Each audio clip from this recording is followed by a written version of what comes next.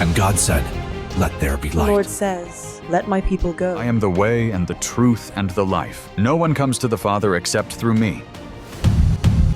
This is the Talkin' Bible podcast. Hello, folks. Welcome to today's episode. You're laughing because there was a pause. Yeah. Do you know why there was a pause? Why? Because when we're editing, you need a pause to be able to see where it starts so you can clip out all the... Because you and I have been talking for like 2 minutes in between. Yeah, right. So we put a pause in there so that we can easily find the edit. Right. It seemed like an awkward long silence. It was. It was an awkward long silence, and I was looking at your face like, like on the home shopping channels. It was like that. That was the pause. Let's do it again. Hello, folks. Hi. Welcome to Talkin' Bible. My name is Rowan Bell, and I'm sitting down with Amanda Bartley. And Amanda, you haven't been on screen yet, but now I'm putting you on screen. Hello, You're on everybody. screen. All right. You can leave That me was off like- screen. That was like take 2, but we got there. Okay. Today we've got a curly one. This is one of the few times in the year when we are outside of the Gospels. I actually recorded one of these with Shannon last night, which will be out next week too. Jesus' words to the church. I think we did the church at Ephesus. No, it wasn't with Shannon. It was with Jeannie. Mm-hmm. But this one is Jesus' words in the book of Revelation, chapter 3, to the church at Philadelphia. And so the only scriptures that are in red letters outside of the Gospels are the scriptures of Jesus speaking to the 7 churches in Revelation, and one quote in the book of Acts that Paul gives about Jesus saying it is more blessed to give than receive. They're the only red letters that appear outside the Gospels. And interestingly enough, Jesus' words is more blessed to give than receive, which Paul says. He says these are the words that Jesus said himself, the Lord blessed to give. It's ironic that those words are not recorded anywhere in the Gospels. Oh, yeah. Right. They're recorded in book of Acts as something Jesus said, but they're not recorded anywhere in the Gospels. Wow. And yet, they're all over the Gospels. And it's something that the whole world kind of knows. Maybe because ironically, of, we know that because of Christian message, don't we? Yeah, but no, I mean like non-Christian people would know that because of Scrooge. Exactly. They would know. They would know. Well, you got to realise that It Charles is more Dickens blessed to receive. Charles Dickens wrote that because of a Christian conviction. Yeah, but you know. yes, that's right. They would understand that. And yet this, so that's the only passages. So we're going to look at this one, which is one of the more. They're all pretty challenging. These 7 letters, aren't they? Lots of imagery. I'm just laughing at myself because I did the Timothy voice from the you night did? before Christmas. The night before Christmas. I know. I picked up on that. Up on that. Okay, let's do Revelation chapter 3, 7 to 13. So maybe the way to do this, you said, might be just to do it in piecemeal, bit by bit. So Yeah, I think so. Yeah, right, let's do kick us that. off. So let's break it down because, this is a big one. So hopefully you've read this before you've listened to it. If not, we're we're going to read it as we go. So, okay, so verse 7. Write this letter to the angel of the church in Philadelphia. This is the message from the one who is holy and true, the one who has the key of David.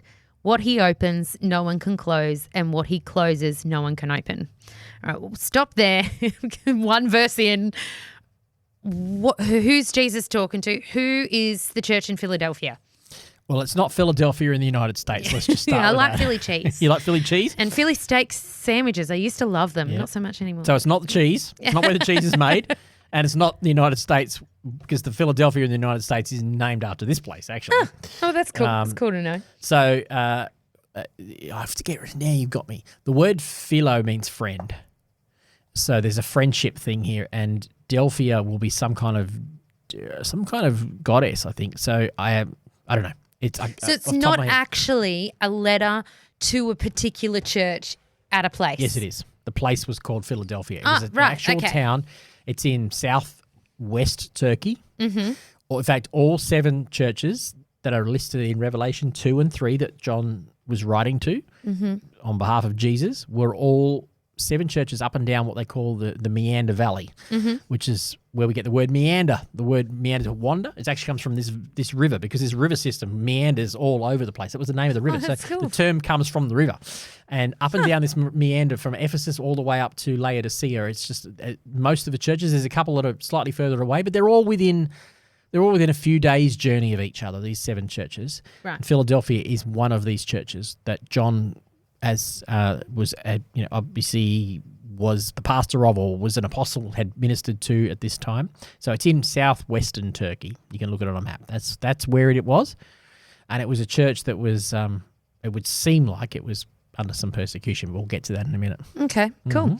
So this is the message from the one who is holy and true. I'm assuming is just like reestablishing, hey guys, this is me. This is Jesus talking. But in every one of these letters, you can break them down phrase by phrase, and they all follow a similar pattern. Jesus introduces himself. He says something about himself, like I'm holy and true. This is who I'm writing to, and he uses some kind of metaphor, like this one, the one who has the key of David, is what he says. What's the key of David? So that will be a reference to the book of Isaiah. I'm going to go 20-something, Isaiah 20-something. Which is a reference, Isaiah, you're just guessing, you're just joking at me. 20-something.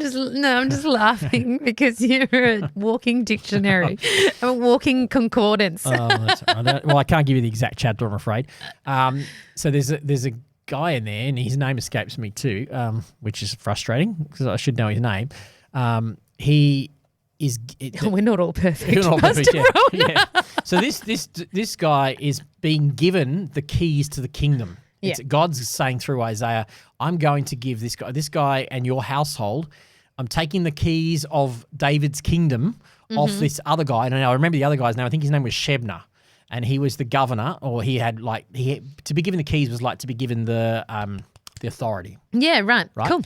And the reference is like to be given, the ability to use the king's signet ring and all that kind of stuff. It's a similar sort of thing. To have the keys was obviously an analogy for authority. I will give you the keys to the kingdom. We understand what that means. It's the authority of the kingdom. And so this guy, Shebna, I think it wasn't being faithful with those keys and representing the Lord and his kingdom. Right. And building his own kingdom, basically, his own power. And so through Isaiah, God says, I'm going to take them off you and I'm going to give them to, I can't think of the guy's name. I'm going to give them to this other guy. And it says what he has, what he opens, nothing will be able to shut. Yeah. So that is the reference here. Jesus is saying, hey, I've actually got those keys. Okay, I've got those keys. You're going to see it in a moment because he says, I know the things you do and I've opened a door for you and no one can close it. So when they're hearing this, it's full of Jewish imagery. It's the authority of the kingdom of David. Jesus is saying, I have the keys. I'm holy and true and I have the keys. And if I say something, it'll get done. So he's stamping his authority, encouraging them with his authority. What I open, no one can close, and what I close, no one can open. So it says, I know all the things you do, and I've opened the door for you that no one can close. So he's repeating himself. Yep. But what is this door? Will they have understood what door he's talking about? Or is it, again, using imagery? It's probably using imagery, but it's relevant. I think we need to try to look at the rest of the context. So let's just, if you look at verse 8, he says, I'm opening a door for you no one can close. You have little strength, yet you obeyed my word and did not deny me. Look, I'm going to force those who belong to Satan's synagogue, those liars who say they are Jews but are not, to come and bow down at your feet, and they will acknowledge you are the ones I love. So it would seem that these Christians are getting some persecution from this quote-unquote Satan of synagogue, or synagogue of Satan. What does that mean? Well, the word that says synagogue there is the best thing what scholars would indicate it is saying is that these are probably a group of Jewish people which were claiming to be persecuting Christians. It's like Paul had all the way through, Jews who persecuted Christians, who refused to acknowledge Jesus. And somehow they're probably suffering persecution at the hands of these Jews in Philadelphia, and they're a powerful force. And they might feel like the door is closed for ministry. They might feel like they've got no recourse, no action. They can't. They're being persecuted, ostracized, looked down upon. And Jesus, the one who has got the ultimate key, says it might look like that door's closed, but guess what? I'm going to open that door for you. Right. And when I open that door, those very people who are persecuting you, who are trying to close the door to you, they can't close it. I will open it. Yes, you might go through some persecution, but I will open that door and they will come and bow down at your feet and acknowledge you are the ones I love, which seems to indicate they will at least come to a point of acknowledgement, if not acknowledgement of Christ, acknowledgement that these Christians, these persecuted Christians, are are on the right side. Yeah. There's going to be some sort of sign to make them go, whoa, like, Something. Yeah. oh, these guys, they had it right all along. Yes. We were wrong. I'm sorry. Like the bow down at your feet thing kind of, to me, indicates some sort of apology. Apology or acknowledgement or recognition. Yes, that's right. Whether it's apology or whether it's... So you can bow at someone's feet out of apology or you can bow at someone's feet out of recognition. It could be either. Or respect. Or respect. Sometimes you don't want to, but you've got no choice. That kind of thing. So it could be any of those things. But there's a sense in which he's trying to tell these people who feel inferior, who feel persecuted, who feel hopeless, like the door is closed in their face, to realise, actually, when I open a door, when Jesus opens a door, it doesn't matter what power comes against you, it's going to be okay. Because he's going to go on. He's going to say, you've obeyed my command to persevere. You kept going even when it felt like the door was shut in your face. Even when it felt hard. You've obeyed my command to persevere, and I'm going to protect you from a great time of testing that will come upon the whole world to test those who belong to the world. Can we pause there? Yep. Is this the 7 years of tribulation? Well, that's how it's interpreted by one branch of the Christian church, the Great Tribulation. I don't think that's what it's referring to anymore. I used to. What do you think it's referring to? I think it was very likely a time of persecution that was coming upon the church and in their time. Right. Not 2,000 plus years in the future. Yeah, right. I think, and I've come to realise the book of Revelation, and go back and listen to our sermons about book of Revelation that we did at the end of 2024. We did midway through 2024 or something. We did a whole stack of stuff on this, and I've come to realise that it's cyclical, but there is always times of persecution upon the earth, and it's applied whatever persecution you face. This was as applicable to these people as it would be at any time in history. So when you and I sit here and go, oh, it's just referring to the future final test of time that's coming upon the earth, that makes no context for people It's like in he's Philadelphia. jumped from talking to them to talking about the future. Some ambient time, some arbitrary time in the future. You're all over the place. It's kind of like me Doesn't and fit, my does it? chasing the rabbit that I quite often do in conversations. It seems like that. No, start with one and then go to another. No, sorry, he didn't have ADHD. So clearly here Jesus is saying something that's relevant to them. So he's saying, look, there's going to come a time of persecution. It's going to get worse. It might even get worse. But I've got a door that's open. And if you just persevere, you will see fruit. Yeah. In your life, and you will see fruit in other people's lives. But you have to hold on. You have to keep going. You have to persevere even through that time of testing. I'll protect you from it. You won't have to go through some of that. What does that mean? I don't know. I mean, there's just some kind of supernatural protection. But we know that many people were still martyred for their faith. So you would argue they weren't protected. But maybe they were protected because ultimately they were protected from they got to be with the Lord in the end. Yeah. So trying to take a bigger picture here. Yeah, right. I'm coming soon. Hold on to what you have. What is he talking about? Earthly possession there. Hold on to what you have. Is it like knowledge, faith, I think belief in him? Hold on to the message. Stay the course. Stay faithful to serve him. Yeah. Don't conform to the ways of the world that want you to be like them, because the persecution would very much have been, well, if you deny Jesus, we'll accept you back. If you deny Jesus, you can come back and do business with us. Economic requirements. Oftentimes in this early church, if they, and it's the same in large parts of the world today. I talked about this when we talked about persecution at our Wallandilly and MacArthur locations this last week. Oftentimes persecution, especially in this time, it had economic implications. If you were a Christian, and you still do, if you're a Christian and you're in an anti-Christian world, and you're a business person who's trying to do business with people, and they won't do business with you, that has effects on your family, your ability to make money, to pay the bills, to feed yourself, feed your family. So persecution wasn't always being burned at the stake. That was the extreme of it. But it had implication in how you lived your life. And so in this context here, they would have had some of that. Hey, if you just deny Jesus, we'll do business with you again. Come be one of us. And they had to hold on. They had to stay the course, hold on to what they had. Don't let go of Jesus. What did they have? They had Jesus. Yeah. Hang on to Jesus. So the crown. That's a pretty good promise, isn't it? Yeah, but so that no one will take away your crown. They've already got a crown. Yes.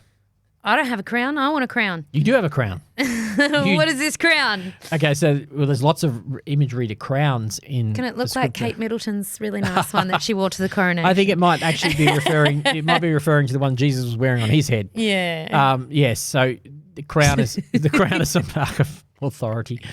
So I reckon that's more what it's about here. The crown is a symbol in the book of Revelation of being given authority. To wear a crown. Jesus wears a crown, but he also gives crowns. The elders have 24 crowns, and they lay them down before the Lord. So that's the picture here, is that it's a sign of authority. No one are going to take that away from you if you just stay the course. And all who are victorious will become pillars in the temple of my God, and they will never have to leave it. So it's, backing up what you said already, right? Like, no matter what, you're going to be part of the kingdom. Amen. And I will write, okay, so this part, and I will write on them the name of my God. So, okay, it's what, like, actually write on them. Physically write on them, And they will be citizens in the city of my God. Yep. The new Jerusalem that comes down from heaven from my God. And I will also write on them my new name. Okay, so first of all, are we all getting tattoos? Yeah, we inked up. Second of all, what the new Jerusalem, where does that come into this context and for these people? Yeah. Like, that's coming down from heaven from my God. And thirdly, what is his new name? And I will also write on them my new name. What's Jesus' new name? So if you keep reading the book, it's a little invitation to keep reading the book of Revelation. Have you got notes in front of you? Here's my guess. Yeah. So it's a little invitation to keep reading. So at the end of the book, we'll see the new Jerusalem come down out of heaven, God's fulfilling kingdom, and they'll be a part of that. To have the Father's name, I imagine, I don't know for sure, I can't recall, I probably have heard it, but I can't recall what it means to have the name written on them. It would be, to have the name written would be to be marked by that person, to be owned by that person. Like a servant would have, like, yes, hey, like exactly. I belong like to, like back in the day, Joseph would have, when he got sold, would have been marked. So to like a brand. Yeah. Like brand. So Vicious, farmers isn't it? brand animals, so they know that cattle belongs to them. Well, sadly so, in ancient times they would mark a slave as well. And so I think that's what it's using that imagery of marking, but it's saying you belong to God. Yeah. And now Jesus is coming along and saying, actually, you get my name as well. Yeah. And I think it probably is a link. You can check if I'm wrong. It is a link to when Jesus has a mark on him, King of Kings and Lord of Lords, that particular reference to Jesus. Is that what your notes say? It's just my guess. No, not the King of Kings and Lord of Lords, but yeah, pretty much. And also, just a really big writing, don't be afraid of revelations. No, don't be afraid of it. It's not all doom and gloom, people. It is it's actually poetry. It's poetry, and it's actually a very encouraging story. And you can take it verse by verse. Yep. You should, actually, because it's so dense with imagery from the Old Testament and from actual actual stuff that was known at the time, like the hot and cold springs. When he says you're hot and cold, that was actually a thing. Or to get salve for your eyes, that was actually a thing that they did. That particular city was known for creating salve to heal people of their eye problems. Right. So it's rich with imagery that you need to take verse by verse. But when you do, it comes to life. Yeah, that's good. And it is an encouraging book. It's not a frightening book. A little bit like, I like to say, it's a little bit like the Lion, the Witch, and the Wardrobe.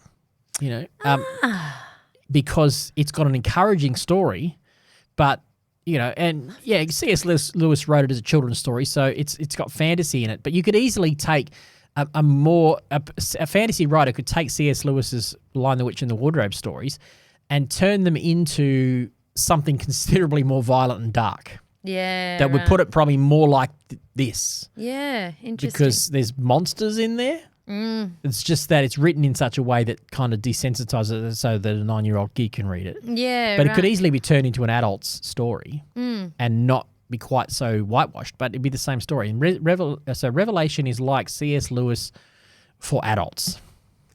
That's how to view it. I like it. I like it a lot. And the good news about C.S. Lewis is that it is meant to be a good story. In the end, the witch dies. Yeah. In the end, Aslan wins. Yeah. And that's what he's written. He's written a parody that is very similar to what the revelation of John is all about. Yeah. So I guess to wrap up, anyone with ears to hear must listen to the Spirit and understand what he's saying to the churches. I think that is to all of us. Yeah. Listen to the Spirit.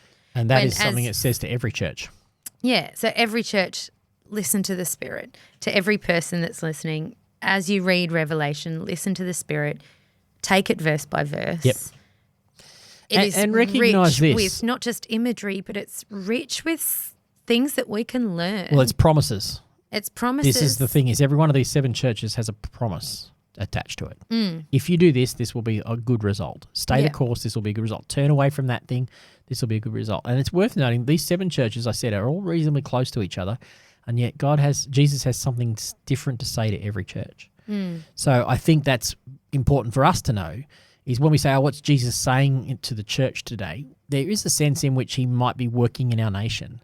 But in any given church, it's full of certain people with certain issues and certain culture and so on. And so Jesus will say something different to every church because he's working on trying to correct or direct something in every church. So that's why we can't, as a pastor, we're about to go to conference next week. We can't go away and we can't suddenly go, let's just en masse adapt everything everyone else is saying. Oh, I heard someone say something. It must be right. It might be right for their church, but we need to run it through the filter of, is it right for our church? So we can't, because otherwise we'll end up just jumping from thing to thing to thing. Yeah. Doesn't mean we can't learn. We can. But we have to say, Lord, how does this work within the context of what you're saying to our church? And same for our lives. What God might be saying to me is going to be different to what God's saying to you because he's working on a different thing in the Bartley household to what he's working on in the Bell household. And so we have to have ears to hear that. He who has ears, the one who has ears, let them hear. So be tuned in. Lord, help me. What are you saying to me? How can I grow? How can I learn? That's good. And I guess one more question for anyone that is just starting to read Revelations, because I certainly didn't really touch on it much in my younger years. If in doubt, and I guess who aren't particularly great at interpreting metaphors and understanding these contexts, what can they do to help? What can they do to help themselves figure that stuff out without going down the rabbit hole and seeing lots of doom and getting glooms? involved in the wrong thing? Yes. So 2 simple books that we use that I can recommend, and I have talked about it before when we did it last year, is Revelation for Everyone by N.T. Wright. That was a good one, Revelation for Everyone. And another one was by Scott McKnight, is Revelation for the Rest of Us. 2 easy to read, popular books. They're by scholars, but they're not scholarly books. They're written at a popular level, which means they're open to any of us to read. There's another one called Reading Revelation Responsibly. I've got all 3 in my Kindle. I'm just looking them up. Reading Revelation Responsibly. Revelation for Everyone by Tom Wright or N.T. Wright. And Revelation for the Rest of Us. 3 easy to read books. Certainly the Tom Wright and the Scott McKnight one are probably even easier than the Reading Revelation Responsibly. It's probably slightly more academic from memory. But good place to start if you want to get a handle on the book of Revelation, or go back, search through our podcast history and find, or on a YouTube channel, and find the sermons that we did on Revelation. Yeah, that's over good. Over a period of time. I've just written the Scott McKnight one down because you've told me about a Scott McKnight's McKnight great. book before, but not this one. I Not haven't that read one. that one, but I've read the N.T. Wright one. I think you told me about that last year. I probably would have told you about a few Scott McKnight books over different times. Yeah. But the N.T. Wright one, that's a great one. Yep. Yeah, and I haven't read the other one either. I've just written them all down. Yeah. Good way to start in the book of Revelation. All right, well, that's enough for this week. Yeah. Thanks so much for having me. Thanks. We'll keep recording, and these next week's episodes will be, well, the next episodes will be ready in 2 months. 2 months. All right. And I'll be away then. So. You will be away then. You will be away when they come out. See you All right. guys. See you, everyone. Thanks. Bye.